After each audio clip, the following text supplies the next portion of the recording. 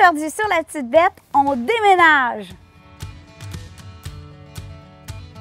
Ben non. J'aime bien trop ma cuisine. Cette capsule est en collaboration avec Swiffer. Chose que vous savez peut-être pas, c'est qu'avant d'être YouTuber à temps plein, je travaillais pour Procter & Gamble. Et un de mes produits chouchous, c'était la marque Swiffer. Honnêtement, j'en achète encore malgré le fait que je ne travaille pas pour la compagnie. Donc, je me considère un petit peu comme une experte Swiffer, puis j'étais vraiment flattée quand ils m'ont approchée pour cette capsule.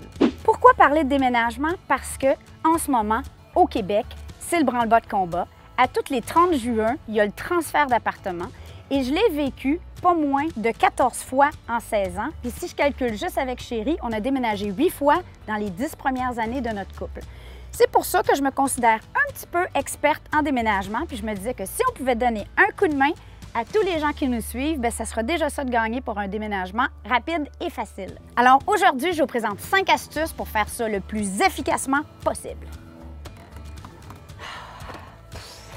Ce que je peux vous dire, que ça prend toujours plus de place que vous pensez que ça va prendre. Ça prend toujours plus de boîtes, plus de sacs, plus de bacs, plus de tape, plus de monde, plus d'auto, de roulottes, etc.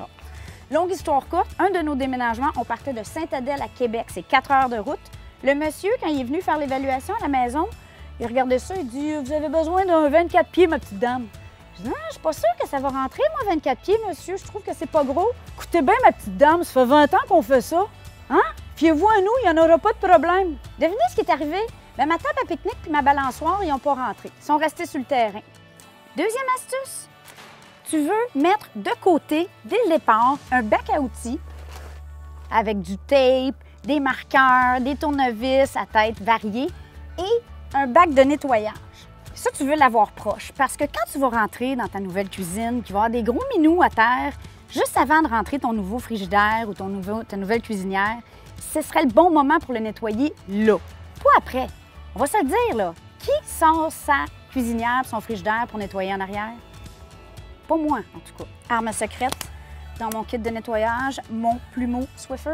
Pour les petits coins où est-ce qu'il y a des fils d'araignée un peu douteux, les enfants peuvent même contribuer parce qu'on sait, les enfants, souvent, ça reste sur le perron puis ça te regarde travailler. Hein? Mais non, ils sont capables de faire ça, cette job-là. Ça attrape la poussière, ça s'envole pas partout, encore là, important pour le monde qui ont des petites allergies à la poussière comme moi. Des guenilles en masse, de l'eau savonneuse pour l'intérieur des armoires avec des petites marques douteuses et des gants pour la toilette. Ce balai-là est vraiment commode. Je l'utilise même dans roulotte parce qu'en fait, tu peux mettre un linge sec et là, ça attrape toute la poussière, les cheveux, les affaires de l'ancienne personne qui était dans ton appartement que tu veux pas dans ton nouvel appartement.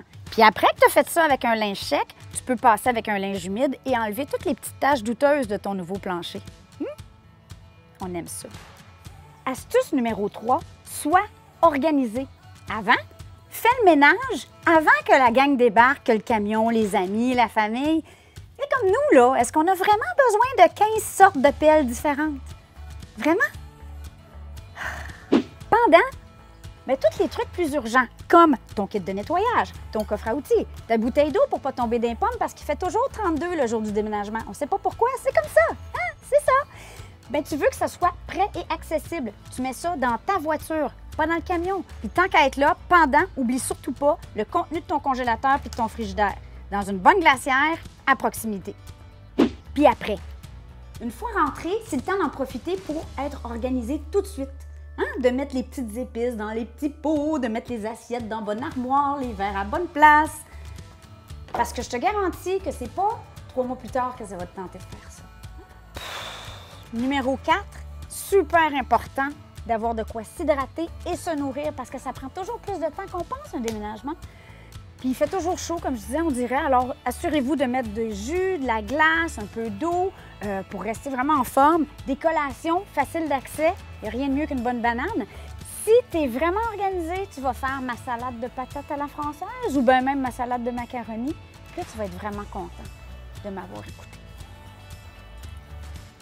Point numéro 5, la famille et les amis, tu rallieras. C'est le temps de sortir tes yeux de biche.